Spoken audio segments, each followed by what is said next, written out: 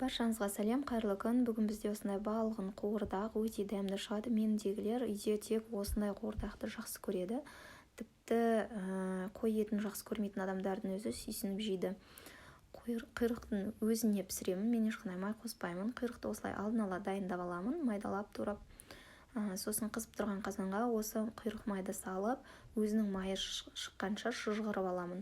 Сіз үлкен қылып турасаңыз да болады. Мен шамамен осылай аз мөлшерде осындай майда қылып турап алдым. Себебі майда болған сайын майы көбірек шығады, бөлініп, қатты отта осылай жақсылап шыжғырып аласыз. Үлкен кусоктармен тастасаңыз да болады. Кейін құйрықты алып тастағанға жеңіл болады. Менде осылай майда, себебі мен балам екеуміз осылай майда қылып жақсы көреміз. Кейін оны жеп қоямыз. Сол себепті осылай майда қылып істеймін. Сіз өз қалаңызша үлкен қылсаңыз болады. Осы қалған майдың үстіне картопты тастап, барлық емес, мен екіге бөліп салдым. Картопты тастаймыз, жақсылап араластырып аламыз. Үстіне тұз, қызыл бұрыш, қара бұрыш және паприка, қызыл тәтті бұрышты саламыз. Осылай жақсылап араластырып алып, қызарғанша, барлық шетінен қызарғанша осылай жақсылап қуырып аламыз картошканы. Картопты осылай араластырып отырып қуырған жақсы, себебі жан-жағымен толық қызарып пісетін болады.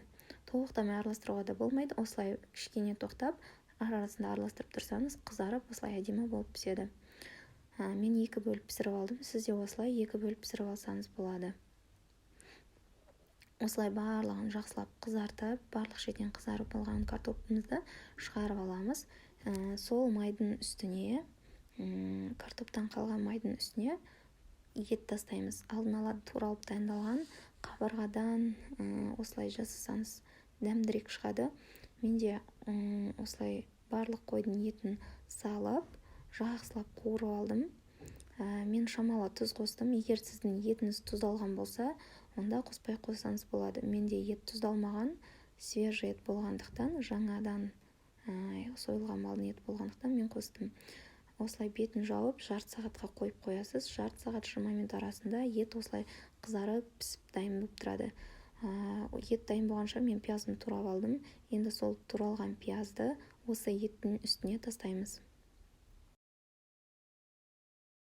Пиязды да жақсылап қуырып аламыз. Пияз осылай бетінде шамалы тұрса, кішкене соғым бөліп, сәл басқаша дәм береді болады. Осылай жақсылап кішкене тұрғаннан кейін жақсылап араластырып, пиязды сары қылып, әдемі сары түске келгенше жақсылап қуырамыз. Қатты отта осылай жақсылап қуырамыз. Мен шамалы үстіне қара бұрыш септім. Маған солай дәмі ұнайды қара бұрыштың.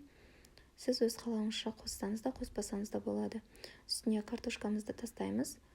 Алдын ала қуырылған картопты тастап, тағы да жақсылап араластырып аламыз. Мен алдын ала етке аз тұз қосқандықтан, кейін тағы шамалы тұз қостым. Сіз өз дәміңізге қарай көресіз. Егер етіңіз тұздалған болса, қатты тұздалған болса, онда қажет емес. Ашты болып кетпеу керек. Ары қарай осылай жақсылап қуырып аламыз. Сосын осылай қуырылған ет, картоп, пияз араластырып, жақсылап араластырып болғаннан кейін, үстінен шамалы 100 граммдай су құясыз. Кейін бетін жауып, 1 сағат немесе 40-45 минутқа қойсаңыз болады. Мен 1 сағатқа қойдым. Маған 1 сағатта картошка мезілмей жақсы болып шықты. Сіз өзіңіздің етіңіздің малдың жасына қарайсыз. Егер сіздегі ет жас малдың еті болса, онда осылай 1 сағат арасында, 45 минут 1 сағат арасында пісіріп алсаңыз болады. Менде осылай 1 сағат кетті. 1 сағатта менің етім жақсы болып пісті. Менде жас мал.